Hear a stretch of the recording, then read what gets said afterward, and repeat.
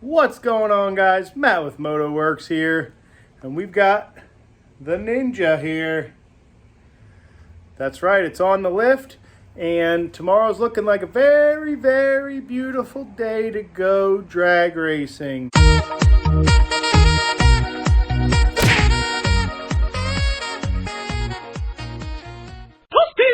I'm going to be putting a couple of extra bits on the bike to make it hopefully get more traction and be a little safer.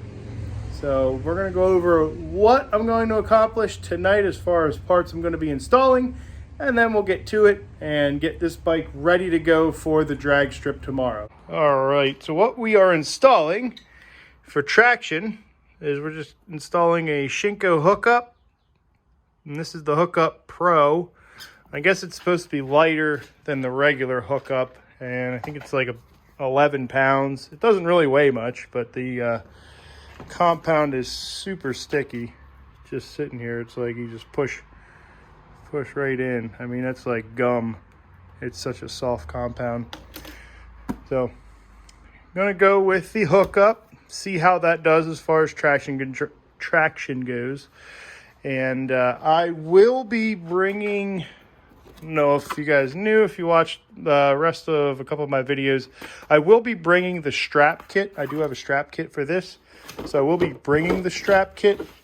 Maybe we'll strap the front end. I'm not sure if we will, but I'm going to bring it along. I've got everything I need to strap it, so it's possible I bring that, or it's possible I install it. I am going to be bringing it, but other thing I got is right here. I've got a mess everywhere is what I got. I just installed a new garage door, and there's just a mess from doing that everywhere. I will also be installing a steering stabilizer. Now this is more for safety. You know, I have the ability now to stop the bike from getting a terrible head shake. So I got a steering damper to help minimize that. And really, I'm just going to check the bike over, do all the basic checks, check the oil, make sure all my other fluids are good, you know, antifreeze, make sure clutch fluid, brake fluid, stuff like that. And just look it over, make sure that nothing is broken or in bad shape, because my goal tomorrow is to go 150 miles an hour in a quarter mile, and I want to try and get a 950. Like, that's my goal, is to get this to a mid-9 with the stock suspension, you know, doing nothing to the bike except, you know, giving it a little bit more traction and a little bit more safety. So this is with the Brox. So we do have the Brox on here now. I haven't run it with this setup. So I have the Brox. I have the P08 F185 filter, and it was tuned, and it made 191 horsepower on the dyno I took it to. So we're going to combine all of those things together, and hopefully we're seeing numbers like this right here, 150. That's my goal tomorrow. So I'm going to get busy installing this stuff. All right, she is all done, ready to race. Got the tire on. I wasn't sure if I was going to put this on. This was before I even started recording. But you know what? I've got a drag radial for it. I don't know how many more opportunities I'm going to have this season to get to the drag strip. So I figured, what the heck? I have a tire machine, so I really don't have any reason to not do it. Old tires over there.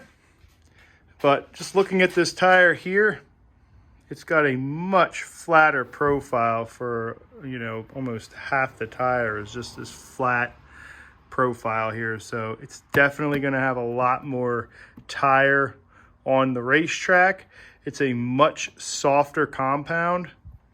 This thing was probably the scariest 5 minutes of my life, filling this thing with air to get it to seat the bead. I had almost 70 pounds of air in that tire, and it gets a little bit scary when your tire pressure's up that high. But the tire is on. It's ready to go. I did not bother cleaning anything because I am going to be giving this thing a big wash after I go to the track again. But I mean, there's just rubber from the last time I went to the track, and this thing deserves a nice bath. But I figure take it to the track. I'm going to be doing burnouts again, so I'll be getting to that later on and cleaning this thing all up. I'll also be taking that tire back off and going back to a much rounder profile tire. We'll see how this thing handles on the roads up there. But tires on. Now, the various things you want to check when you're getting something ready for the racetrack, you know, you want to check as much of the fasteners as you can. So I went over things like fork bolts here, these pinch bolts at the bottom of the fork. For whatever reason, on ZX14s, mainly I see these bolts missing. So they just rattle out. So just check those. It's not going to do anything to the bike, and it's not going to damage the bike, but for whatever reason, the ZX14 likes to lose those bolts. Check your brake caliper bolts. You know, you don't have to put a torque wrench on them. I'm just saying in general, you'll get a good idea if they're loose. You know, just get the 6, that one's an 8. I don't even have the tool out. I actually started putting some stuff away. But simply, you just get the socket out and you make sure that it's tight. You know, you don't want to overly crank on it, but you just want to make sure that that bolt's not going to back out. So that's what I did. I made sure all those bolts were tight, made sure my chain had enough tension in it. You don't want it to be too loose to where it's slapping things, but you also don't want it to be so tight that it could potentially break. You want to just set it to, I just set it to the manufacturer's specs, because you know, you don't want it, like I said, too tight, because you could run the risk of breaking the chain. Too loose, and you could end up busting the teeth off of the sprocket. So just set it to where it's supposed to be, and you should be good to go. In terms of the sprocket, you know, you want to check your sprocket bolts. When I put these on initially, I torqued them, and then I put this little mark here from a permanent marker, and you know, that's just something I can quickly check. You know, those bolts are nice and tight, they haven't moved. Again, rear caliper bolts, make sure they're tight. Exhaust bolts, anything that could fall off due to vibration. Now, since I just put the exhaust on, yeah, I went around and I rechecked those bolts, made sure that they weren't going to come off. You know, these fairing bolts here, you know, just check those. Those take 2 seconds to check, and it could save you from losing your fairing bolts. So I just went around and checked those. Check your oil, make sure that it is full, which this is looking good right to the top of the window there. Coming around to the front here, you know, I checked my brakes, made sure I had plenty of brake pads on there on the front and the back. Again, the exhaust, I just put it on. You know, I don't have to check those head bolts because I torque those on, and I can look in there and see if any of them are loose, and they don't appear to be. So I'm just going to say that those are good. Check your coolant level. You know, I did that. That's full up to the top. Quick shifter, I made sure I checked that and made sure I checked my shifter bolt. This is the stuff, again, you don't want this stuff falling off because that's a bad day. Side stand, you know, you want to make sure the side stand bolt's tight, because the last thing you want is to put your side stand down and have the bike fall over. That's embarrassing. I'm going to drop this thing down and we're going to check out the steering stabilizer too. Before I drop it down, one other thing I want to mention, and it's why I put the steering stabilizer on as well. But I put metal valve stem in the rear here. I still have to do it on the front, but I figured since I had the tire off, wheel off, I'd put a metal valve stem in. If you start to go higher rates of speed, what they say can happen is your valve stems, especially if they're rubber, can, you know, due to centrifugal forces, that can actually break valve stems, especially older ones that are starting to get weak and brittle. And they say, you know, going to a metal valve stem ensures that at the higher speeds, it's not going to break.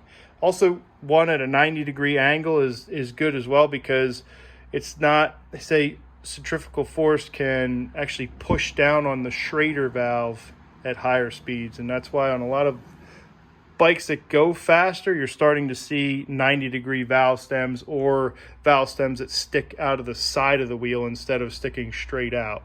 So I went with a metal 90-degree valve stem because I do want to take this thing over 200 miles an hour up in Maine. There's a mile-and-a-half long track I'd love to take this thing to go over 200 miles an hour on. But I started the process of switching over to metal valve stems. I have one in the back, and if I do end up going, I will put one up in the front. All right, so here is the steering stabilizer. I went with a PSR, which I believe stands for Power Stands Racing. And this is just a real quick, easy adjustable. Just has this 20 clicks. So if you go from 0 to 20, 0 being the lightest, so there'd be the lightest steering here, easy to turn, and then 20 all the way up would be the most resistant steering there. Now, like I said about the metal valve stems in the rear, this is also a requirement for going high speeds. They say anything over 125 miles an hour needs a steering stabilizer as far as motorcycles are concerned. So since I'll be going hopefully 150 miles an hour tomorrow, I figure, you know what, might as well bite the bullet, get a steering stabilizer, and then that way I can prevent, you know, the death wobbles. But that's on. That's looking good. All my fluids were good, like you saw down low. My clutch fluid, brake fluid, all that stuff looks good up here. So the Ninja there, guys, she is ready to go. I am tired and I want to get some sleep because tomorrow is race day. So I've got to clean the garage up. I've got to get all the bikes pushed in, and you know, at least this thing's ready to go. So we're going to see what she does tomorrow at the track. Leave a comment below. What do you think she'll do? 995 is the fastest I've gone. That was with the Yoshimura exhaust and the slightly less flowing air filter, the P08. Remember, I have the P08 F185. So drop a comment. Let me know what you guys think it'll do in a quarter mile. But that's going to do it for this video, guys. Thanks for checking it out. If you liked the video, as always, give it a thumbs up. Thank you so much for all of you who have subscribed and continue to support the channel. And it's race day tomorrow. I'm excited. See you later, guys.